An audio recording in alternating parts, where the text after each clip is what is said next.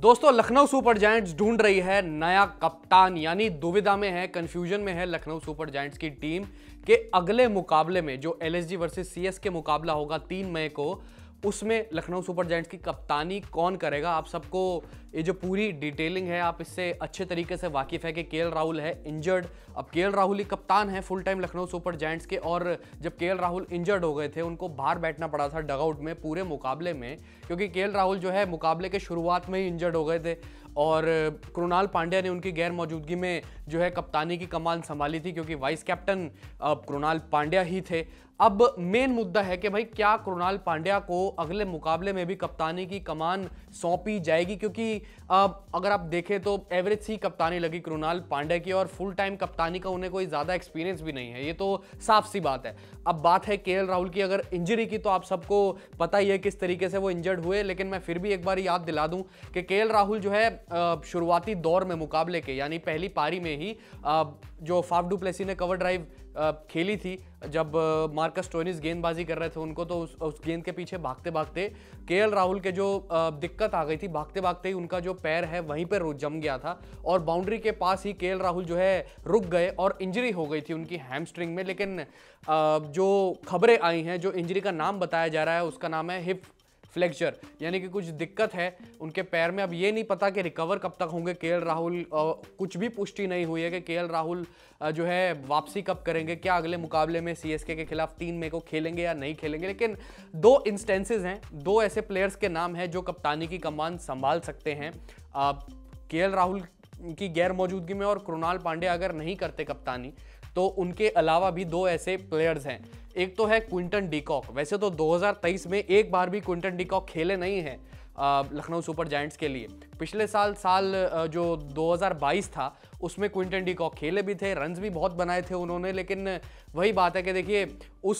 तब यानी साल 2022 में क्विंटन डी कॉक थे वाइस कैप्टन। तो अगर देखा जाए तो अगर 2022 में ऐसा कुछ होता तो सीधा क्विंटन डी कॉक कप्तानी की कमान संभाल लेते, और क्विंटन डी कॉक को प्रायर एक्सपीरियंस भी है फ्रेंचाइजी क्रिकेट में थोड़ा बहुत लीड करने का, इस वजह से ये एडिड एक्सपीरियंस हो जाता है। लेकिन उन्होंने मुकाबला खेला ही कहाँ है आईपीएल 2023 में अभी तक, तो ये दिक्कत की बात हो जाती है। साथ ही साथ अगर आप देखेंगे तो कहीं ना कहीं देखिए बल्लेबाजी की बात करें अगर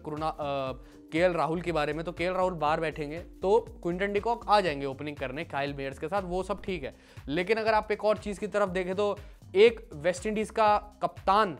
जो वेस्ट इंडीज़ की कप्तानी कर चुका है वो भी है टीम में, निकोलस पूरन, वो भी कप्तानी कर सकते हैं। और देखिए T20 फॉर्मेट को अच्छे से समझते भी हैं निकोलस पूरन, और जिस हिसाब से वो रेंज हिटिंग करते हैं अपनी, वो भी काबिल तारीफ़ है। और लखनऊ सुपर जायंट्स के लिए पहली बार खेल रहे हैं वो इस आईपीएल में, तो कहीं ना कहीं लखनऊ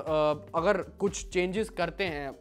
निकोलस पूरन या अपने माइंडसेट को उस तरीके से तैयार करते हैं, यानी कि उनको ये पता है कि मुझे T20 फॉर्मेट में, एक छोटे फॉर्मेट में बल्लेबाजी कैसे करनी है। पर अगर वो जो अपनी वेस्ट इंडीज़ क्रिकेट टीम का जो एक्सपीरियंस है कप्तानी का लेकर लखनऊ सुपर जायंट्स को लाकर देते हैं कि T20 क्रिकेट में कि कैसे कप्तानी करनी चाहिए, लखनऊ सुपर जायंट्स को वो आगे लेके जाते हैं जब तक केएल राहुल अवेलेबल नहीं होते, तो बहुत ही बढ़िया चीज़ हो जाएगी लखनऊ सुपर जायंट्स के लिए भी। और उसके अलावा मुझे कहीं नहीं लगता नहीं कि और कोई जो है ऑप्शंस अवेलेबल हैं लखनऊ सुपर जायंट्स की टीम में कप्तानी की दावेदारी में रखने के लिए, क्योंकि कृणाल पांड्या, वैसे तो आप देखिए अगर रूल्स के मुताबिक कृणाल पांड्या ही कप्तान होने चाहिए क्योंकि वाइस कैप्टन वही हैं, पर कृणाल पांड्या की जो कप्तानी थी पिछले मुकाबले में वो जो है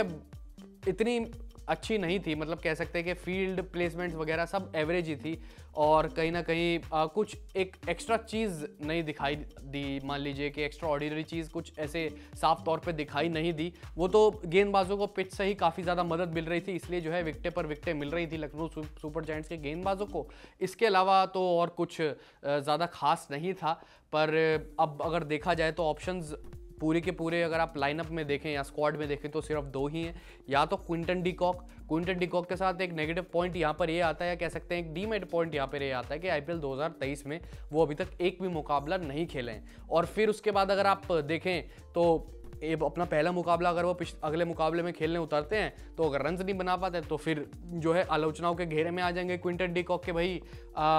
आपको हमने खिला दिया, आप रन्स नहीं बना पाए। एक मुकाबले से कुछ भी जज नहीं कर सकते आप। और और सेफेस्ट ऑप्शन आप देखें तो निकोलस पूरन, उनको वेस्ट इंडीज़ की कप्तानी करने का भी तजुर्बा है और वो कर सकते हैं, और बल्लेबाजी पर उनकी मुझे लगता है कोई इफेक्ट नहीं आएगा, क्योंकि T20 फॉर्मेट ही ज़्यादातर खेलते हैं, यानी वाइट बॉल क्रिकेट ही वो खेलते हैं ज़्यादातर, और उसी का दायरे में उन्होंने अपना माइंडसेट को बना लिया। तो आपके क्या राय इस बारे में कि केएल राहुल की गैर मौजूदगी में रूल्स के मुताबिक तो वैसे कृणाल पांड्या को करनी चाहिए, पर लेकिन कृणाल पांड्या की कप्तानी के बारे में पिछले मुकाबले में आरसीबी के खिलाफ जो थी उसके बारे में कमेंट सेक्शन में आप बताइए। और साथ ही साथ एक और चीज़ कि अगर कृणाल पांड्या नहीं तो